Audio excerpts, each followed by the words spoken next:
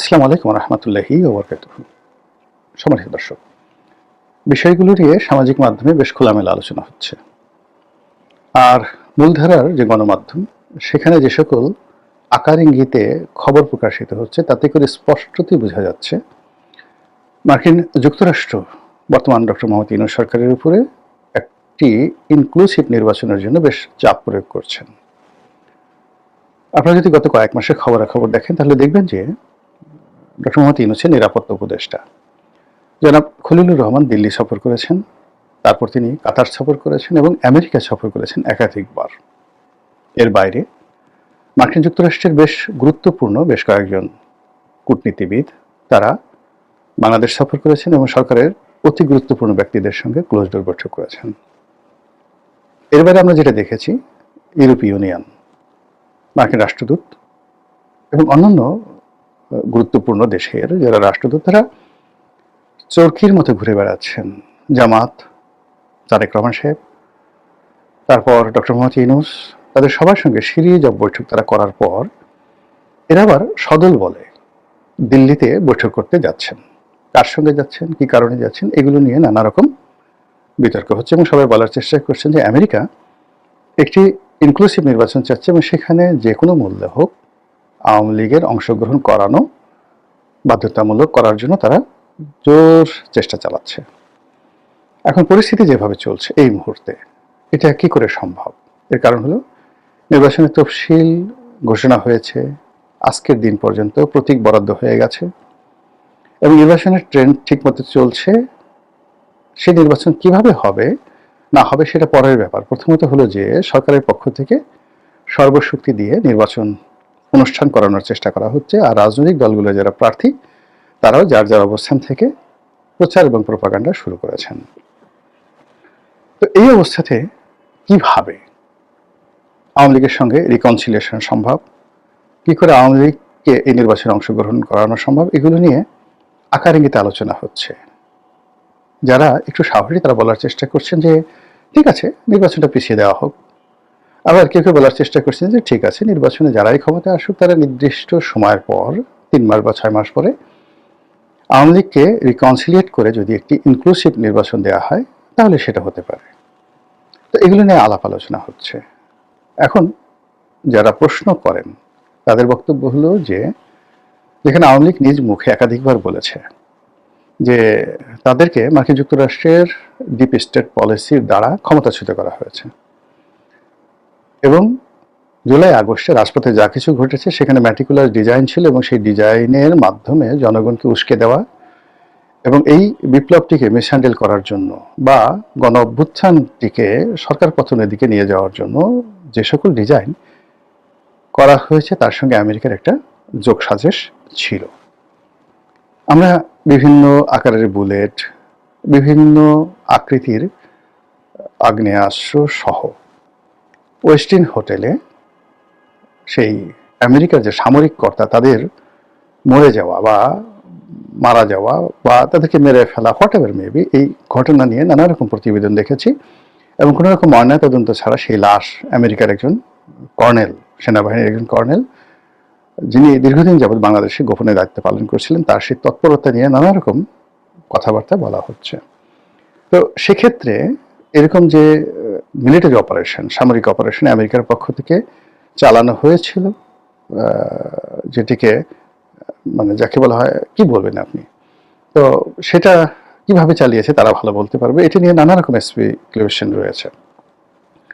2 নম্বর হলো যে পলিটিক্যাল যে বিষয়গুলো খোলামেলা আলোচনা হচ্ছে সেটা হলো সেন্ট মার্টিন নিয়ে, আমেরিকা থেকে সেই অস্ত্র কেনা নিয়ে, তারপর রোহিঙ্গা ইস্যু নিয়ে আমেরিকাকে করিডোর দেওয়া ইত্যাদি নানা বিষয় নিয়ে আমেরিকার চাপ ছিল শেখ হাসিনা সরকারের প্রতি এবং শেখ হাসিনা সরকার সেগুলো গ্রহণ করেননি বলে আওয়ামী লীগের যারা লোকজন তারা দশমুখে প্রচার করে যাচ্ছিল। তো সেই দিক থেকে America versus Sheikh Hasina, America versus Awami League, এই সম্পর্কটি স্বাভাবিক হওয়ার কথা নয়। তো হঠাৎ করে মাত্র 17 মাসের মাথায় কেন এই ধরনের আলোচনা আসছে যে শেখ হাসিনাকে ফেরত আনার, আওয়ামী লীগকে রাজনীতি পুনর্বাসিত করার জন্য আমেরিকা পাগলপাড়া হয়ে পড়েছে? এটা $মিলিয়ন প্রশ্ন।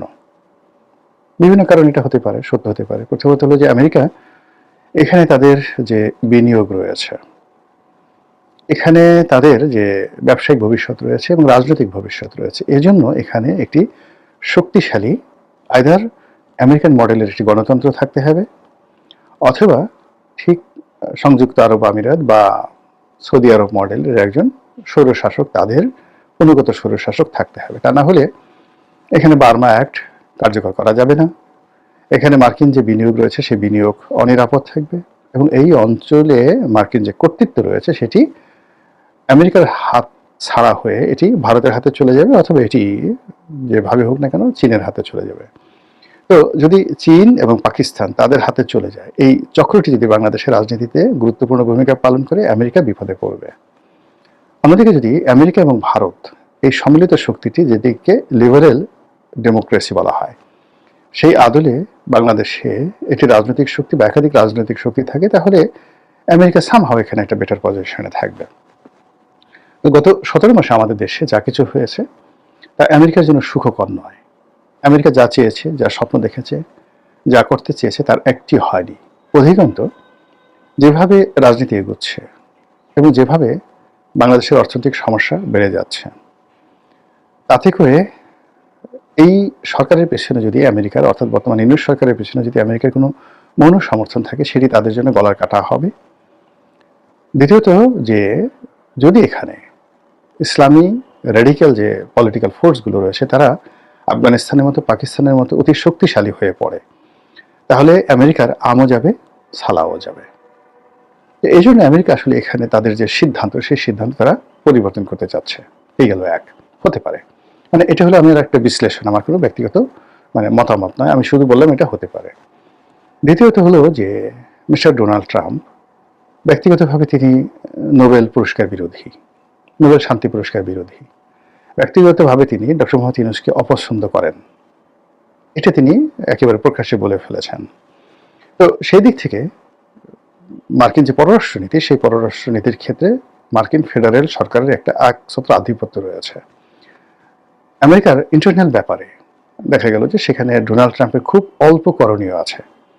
সেখানের জুডিশিয়ারি এতটা স্ট্রং, সেখানকার যে গভর্নরের অফিসগুলো আরও স্ট্রং, যেখানে কাউন্সিল রয়েছে, সিটি কর্পোরেশন রয়েছে, সেখানে সিটি কর্পোরেশনে অল ইন অল, যেমন নিউ ইয়র্কের মেয়র, শিকাগোর মেয়র, তারা যথেষ্ট শক্তিশালী। এরপর সেখানে মার্কিন সিনেট আছে, মার্কিন কংগ্রেস আছে, এর বাইরে সংবাদপত্র আছে, স্বাধীন জনগণের মতামত আছে। এইসব মিলিয়ে আমেরিকার অভ্যন্তরীণ ব্যাপারে প্রেসিডেন্ট ডোনাল্ড ট্রাম্পের খুব অল্প করার আছে। কিন্তু কোনো একটি দেশের সঙ্গে যুদ্ধ বাঁধিয়ে দেওয়া, বিদেশি কোনো রাষ্ট্রের সাথে সম্পর্ক স্থাপন করা বা বিদেশি রাষ্ট্রের সাথে সম্পর্ক নষ্ট করে দেওয়া, অন্য দেশের সরকার পরিবর্তন করা ইত্যাদি সব ব্যাপারে প্রেসিডেন্টের ক্ষমতা একছত্র। এত বেশি ক্ষমতা যে সেখানে মার্কিন যুক্তরাষ্ট্রের যে সকল সার্কিট রয়েছে, সেই সকল সার্কিট খুব অল্প ক্ষমতা প্রয়োগ করতে পারে ডোনাল্ড ট্রাম্পের উপর। তো সেই দিক থেকে বাংলাদেশের সঙ্গে সম্পর্ক তৈরি করা, কিংবা গত 50 বছর ধরে যে সকল মার্কিন নীতি বাংলাদেশের জন্য প্রযোজ্য সেগুলোকে উল্টে দেওয়া, আবার নতুন করে সম্পর্ক ঝালাই করে নেওয়া, এটা মার্কিন প্রেসিডেন্টের জন্য তুলির ব্যাপার। জাস্ট 1 2 3 বলবেন আর ওটা অমনি হয়ে যাবে। তো সেই দিক থেকে শেখ হাসিনার সঙ্গে ডোনাল্ড ট্রাম্পের ব্যক্তিগত সম্পর্ক, তারপরে বিভিন্ন যে মার্কিন লবি রয়েছে, আওয়ামী লীগের মার্কিন লবি রয়েছে, সেই লবিগুলোর সাথে বর্তমান রিপাবলিকান সরকারের সম্পর্ক, এবং এই মুহূর্তে আমেরিকার সঙ্গে দিল্লির যে একটি জটিল সম্পর্ক তৈরি হয়ে গেছে নরেন্দ্র মোদী সরকারের, এটা ভালো না, এই সম্পর্কটি এই মুহূর্তে ভালো নেই।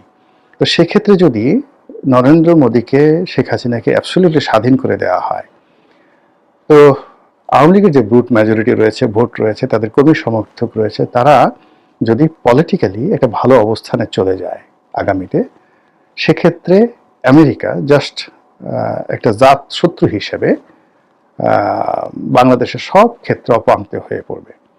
তো এই ঝুঁকি তারা নিতে চাচ্ছে না বা নেবে না, এটা স্বাভাবিক। এবং সেই কারণে আওয়ামী লীগের বিভিন্ন স্তরের সঙ্গে তাদের যোগাযোগ, শেখ হাসিনার সঙ্গে তাদের যোগাযোগ অস্বাভাবিক নয়। আর আগে যেগুলো বললাম যে এই মুহূর্তে বাংলাদেশ যেভাবে দক্ষিণপন্থার দিকে এগোচ্ছে, এটা আমেরিকার জন্য হুমকি। এরপর চীন এখানে যেভাবে প্রাধান্য বিস্তার করছে তা তারা চাচ্ছে না। থার্ডলি হলো ডক্টর মোহাম্মদ ইউনূস বা বর্তমান সরকারকে দিয়ে তাদের যে সকল আশা ভরসা পূর্ণ হওয়ার কথা ছিল, সেগুলো হচ্ছে না। তো সব মিলিয়ে আওয়ামী লীগ মুজিবকে পুনর্বাসন করা, শেখ হাসিনাকে ফিরিয়ে আনা, সজীব ওয়াজেদ জয়কে ফিরিয়ে আনা, বাংলাদেশে আবার সেই জয় বাংলার রাজত্ব চালু করা, এটা আমেরিকার পলিসিতে যদি রাতারাতি পরিবর্তন হয় আমি আশ্চর্য হব না। এর কারণ হলো আমেরিকা তার প্রয়োজনে চোখ মুখ বন্ধ করে 1 মিনিটের চোখ উল্টাতে পারে।